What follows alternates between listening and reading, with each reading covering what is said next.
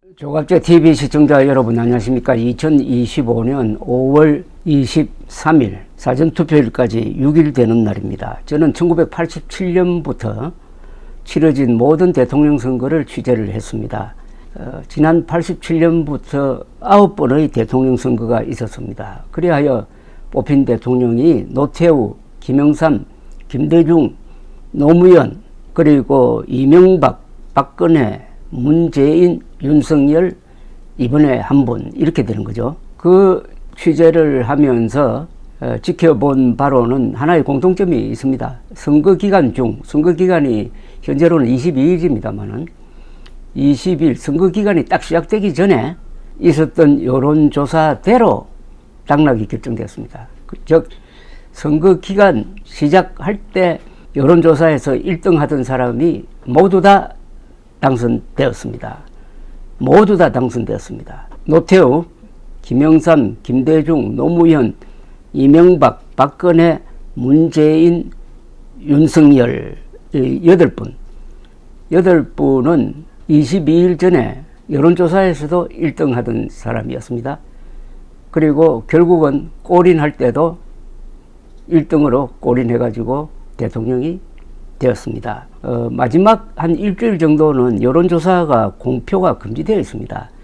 그래서 이 일주일 사이에 온갖 루머가 난무를 합니다. 역전되었다느니 뭐 벌어졌다느니.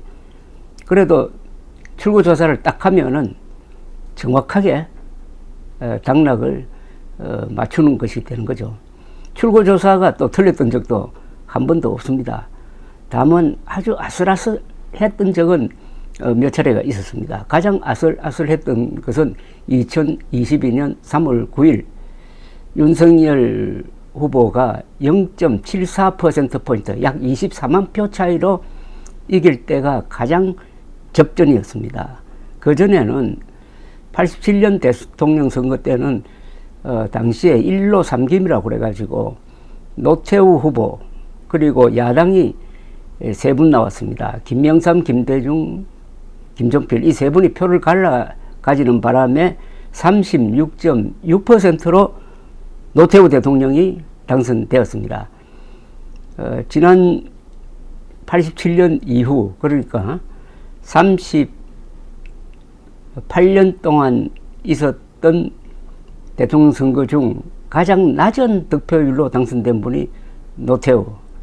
그 다음 92년 대통령 선거 때는 김영삼, 김대중 두 사람이 격돌을 하지만은 그 두 사람이 또 밑에서 올라오고 있었습니다. 바로 정주영, 박찬종.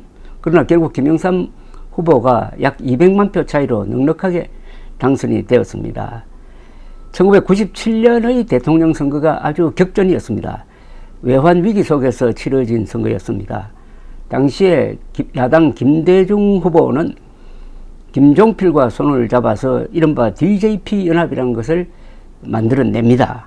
그리고 이회창 여당 후보는 여당을 뛰쳐나가서 출마한 이인재 후보를 포용하지 못해가지고 결국 3자 구도로 갑니다. 그러나 막판에 이회창 후보가 맹렬하게 추격했지만은 결국 김대중 후보가 30여만 표 차이 아주 근소한 차이로 당선이 됩니다. 그게 1997년의 선거였습니다. 그리고 2002년 선거에서는 또 이것도 접전이었는데 노무현, 정몽준 두 사람이 단일화를 하면서 노무현 후보가 이회창, 그때까지 선두를 달리던 이회창 후보를 앞서기 시작하면서 선거 기간에 돌입을 했고 이때도 이회창 후보가 막판에 상당히 추격을 했지만 결국 이번에는 약 50만 표 차이로 노무현 후보가 당선되었습니다. 2007년 이명박 후보는 아주 넉넉하게 약 530만 표 차이로 2등하는 그때 여당 후보인 정동영을 꺾고 당선되었지만 그때도 50% 득표는 하지 못했습니다. 그리고 2012년 박근혜, 문재인 두 사람이 붙었을 때는 마지막 투표일에는 오전에는 문재인 후보가 이길 것이다 하는 분위기가 쫙 깔렸습니다. 그러나 막판에 박근혜 지지자들이 집중적으로 투표장에 나오면서 박근혜 씨가 약 100여만 표 차이로 한 3.6%포인트 차이로 당선이 되었습니다. 2017년의 이 선거는 박근혜 전 대통령 탄핵 이후의 선거였으므로 문재인 후보가 아주 넉넉하게 당선되었습니다. 왜냐하면 안철수, 홍준표 두 사람이 단일화를 하지 못했습니다. 40몇 퍼센트 표로 당선이 되었는데, 만약 안철수, 홍준표, 유승민 이런 사람들이 단일화 했다면 문재인 당선은 불가능했을 것입니다. 그리고 2022년 우리가 생생하게 기억하는 윤석열 대 이재명, 이때도 윤석열 후보가 아주 큰 차이로, 뭐 많게는 한 10%포인트 차이로 이길 것으로 전망을 하는 이들도 있었지만 막판에 이재명 후보가 많이 따라 붙었습니다. 그리고 막판에 있었던 윤석열, 안철수 단일화는 오히려 역효과가 났다는 게 정설입니다. 즉 이재명 진영이 단결해가지고 오히려 투표율과 득표율을 높였다, 뭐 이렇게 보는 사람도 있습니다.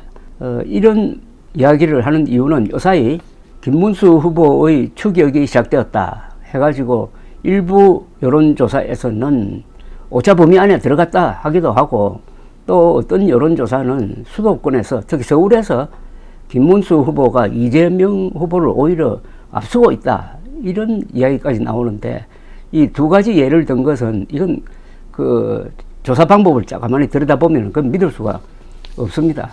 오늘 발표된 한국 갤럽 조사가 그나마 믿을만 한데, 한국 갤럽 조사도 이런 결과가 나왔습니다. 이재명 45%, 전주보다 6%포인트가 떨어졌습니다. 그리고 김문수 36%, 전주보다 7%포인트나 올랐습니다. 그리고 이준석 10%, 전주보다 2%포인트 올랐습니다. 아주 큰 변화가 있는 것처럼 보입니다. 45대 36대 10이니까.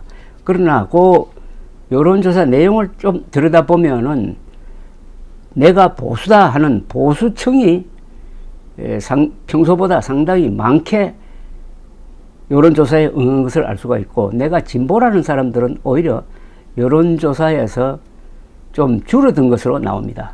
평소보다 줄어든 것으로. 그러니까 보수층의 여론은 과대 대표가 되고 진보층의 여론은 과소 대표가 되었다는 것을 알 수가 있습니다. 이런 걸 다 보정을 해야 됩니다. 보정을 해야 이게 정확한 득표율과 관계되는데, 그것까지 감안하면은 아직도 김문수 대 이재명 간의 이 지지율 차이는 이건 제 생각입니다만 한 15%포인트 되는 걸로 저는 짐작을 합니다. 이런 상태에서 이제 투표일까지, 사전투표일까지는 6일, 본투표일까지는 11일이 남았습니다. 요 사이에 판이 뒤집어지겠느냐, 역전극이 일어나겠느냐, 그것은 과거의 예를 보는 게 하나의 방법이죠. 과거의 예를 보면은 지난 38년 동안 한 번도 그러한 역전극은 없었다. 그 이유는 대통령 선거는 3천만 명 이상이 투표를 하니까 그 볼륨이 엄청나게 크다는 겁니다. 국회의원 선거는 몇백 표로 갈리고, 또 국회의원 선거는 최다 득표자가 뭐 4, 5만 이렇게 되니까 아주 규모가 작습니다. 규모가 작으면 가변성이 큰 거죠. 그러나 대통령 선거처럼 크면은 이게 좀처럼 획획 돌지가 않습니다. 구축하면 획획 돌 수 있지만 항공모함은 획획 돌 수가 없습니다. 그래서 지금까지 계속 이어져 오는 이 관성대로 결국은 결론이 나올 것이다. 요사이 여론조사의 등락을 두고 여러 가지 많지만은 이 과거를 돌아보고 이 대선의 본질을 들여다본다면은 이번에도 과거와 같이 이재명 후보의 당선이 유력시 된다. 뭐 이렇게 잠정적으로 추정할 수가 있습니다. 감사합니다.